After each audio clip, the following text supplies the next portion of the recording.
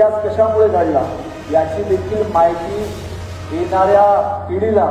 सदैव मिळत राहावी याचकरिता आपल्या देशाचे पंतप्रधान सन्माननीय नरेंद्रजी मोदी हे पंतप्रधान झाल्यापासून एक चित्र प्रदर्शनीच्या माध्यमातून या सर्व गोष्टींची माहिती सर्वांना मिळत राहावी याच्याकरिता आज या आयोजित करण्यात आलेल्या मल्टीमीडिया चित्र प्रदर्शनी भारत माता की